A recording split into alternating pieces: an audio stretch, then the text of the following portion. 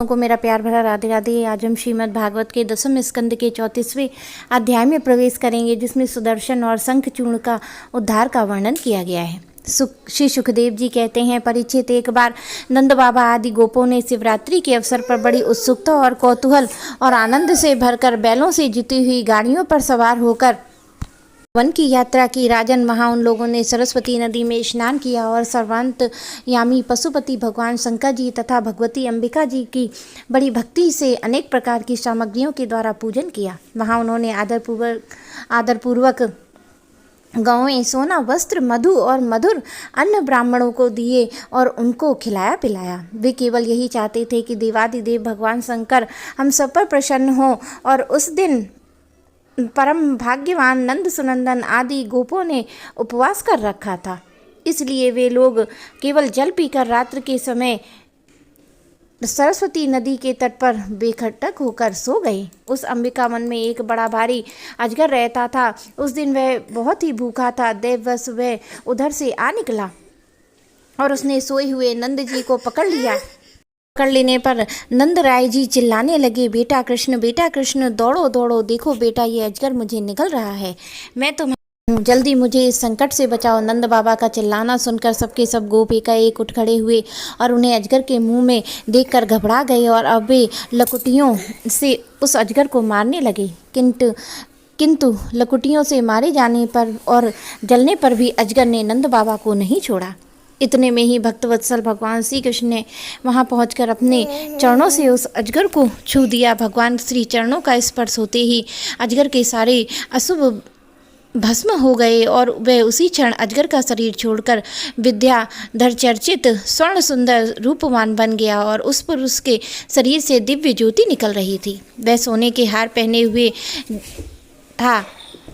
जब वे प्रणाम करने के बाद हाथ जोड़कर भगवान के सामने खड़ा हो गया, तब उन्होंने उससे पूछा, तुम कौन हो? अंग अंग से सुंदरता फूटी पड़ती है, तुम देखने में बड़े अद्भुत जान पड़ते हो। तुम अत्यंत निंदनीय अजगर योनि क्यों प्राप्त हुई थी? अवश्य ही तुम्हें विवश होकर इसमें आना पड़ा होगा। अजगर के शरीर से निकला हुआ पुरुष बोला, भगवान, मैं एक विद्याधर था। मेरा सुदर्शन, मेरे पास सौंदर्य तो था, लक्ष्मी भी बहुत थी, इससे मैं विमान पर चढ़कर यहाँ से वहाँ घूमता रहता था।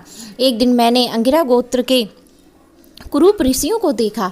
अपनी सौंदर्य के घमंड में मैंने उनकी हंसी उड़ाई और मेरे इस अपराध से कुपित होकर उन लोगों ने मुझे अजगर योनि में जाने का श्राप दे दिया। यह मेरे पापों का ही फल था। उन कृपालु ऋषियों के अनुग्रह के लिए ही मुझे श्राप दिया था, क्योंकि यह उसी का प्रभाव है कि आज चराचर के गुरु स्वयं आपने अपने चरण कमलों से मेरा स्पर्श किया है। इससे मेरे सारे अशुभ नष्ट हो गए हैं। समस्त पापों का नाश करने वाले प्रभु, जो लोग जन्म मृत्यु संसार से भयभीत होकर आपके चरण की शरण ग्रहण करते हैं, उन्हें आप समस्त भयों से मुक्त कर देते हैं। अब मैं आपके इसी चरणों के स्पर्श से श्राप से छूट गया हूँ और अपने लोक में जाने की अनुमति चाहता हूँ। भक्तवत्सल महायोगीश्वर पुरुषोत्तम, मैं आपकी शरण में हूँ। इंद्रादि समस्त लोकेश्वर के परमेश्वर स्वयं प्रकाश परमात्मा, मुझे आज्ञा दीजिए। आप स्वरूप में नित्य निरंतर एक रस रहने वाले अच्युत हैं। आपके दर्शन मात्र से मैं ब्राह्मणों के श्राप से मुक्त हो गया हूँ।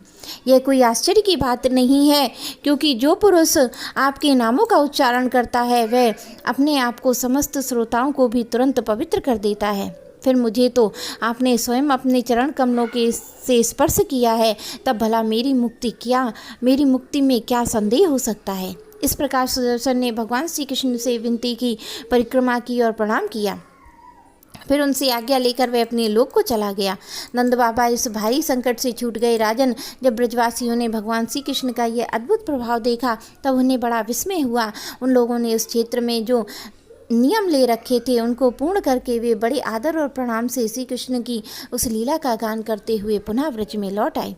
एक दिन की बात है। अलौकिक कर्म करने वाले भगवान श्री कृष्ण और बलराम जी रात्रि के समय वन में गोपियों के साथ विहार कर रहे थे। निर्मल पीताम्बर बलराम जी नीलांबर धारण किए हुए थे। दोनों के गले में फूलों के सुंदर सुंदर हार लटक रहे थे तथा शरीर में अंगराग सुगंधित चंदन लगा हुआ था और सुंदर सुंदर आभूषण पहने हुए थे।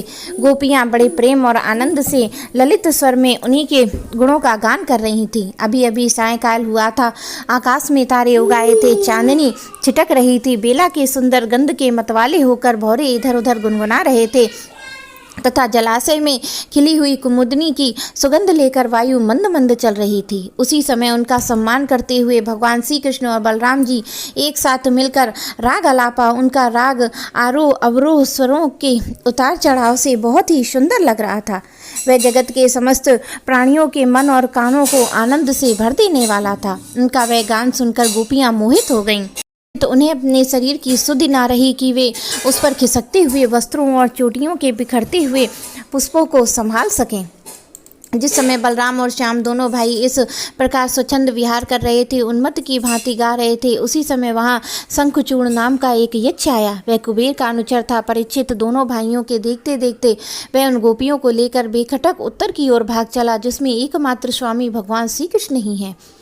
वे गोपियाँ उस समय रो रो कर चिल्लाने लगीं। दोनों भाइयों ने देखा कि जैसे कोई डाकू गौओं को लूट ले जाए, वैसे ही ये यक्ष हमारी प्रेयसी को लिए जा रहा है। और वे हाँ कृष्ण हाँ राम पुकार पुकार कर रो पीट रही हैं। उसी समय दोनों भाई उनकी ओर दौड़ पड़े। डरो मत, इस प्रकार अभयवाणी कहते हुए हाथ में शाल का वृक्ष लेकर बड़े वेग से क्षण भर में ही उस नीच यक्ष के पास पहुंच गए। और यक्ष ने देखा कि काल और मृत्यु के समान ये दोनों भाई मेरे पास आ पहुँचे हैं। तब वह मूढ़ घबरा गया और उन गोपियों को वहीं छोड़ दिया और स्वयं प्राण बचाने के लिए भागा। तब स्त्रियों की रक्षा करने के लिए बलराम जी तो खड़े रह गए, परंतु भगवान श्री कृष्ण ने जहाँ जहाँ वह भाग कर गया उसके पीछे पीछे दौड़ते गए। वे चाहते थे कि उसके सिर की चूड़ामणि निकालने। कुछ ही दूर जाने पर भगवान ने उसे पकड़ लिया और उस दुष्ट के सिर पर आया और चूड़ामणि के साथ उसका सिर भी धड़ से अलग कर दिया। इस प्रकार भगवान श्री कृष्ण शंखचूर्ण को मारकर वह चमकीली मणि लेकर लौट आए। तब सब गोपियों के सामने उन्होंने बड़े प्रेम से वह मणि अपने भाई बलराम जी को दे दी। मेरे प्यारे कृष्ण भक्तों को मेरा प्यार भरा राधे राधे।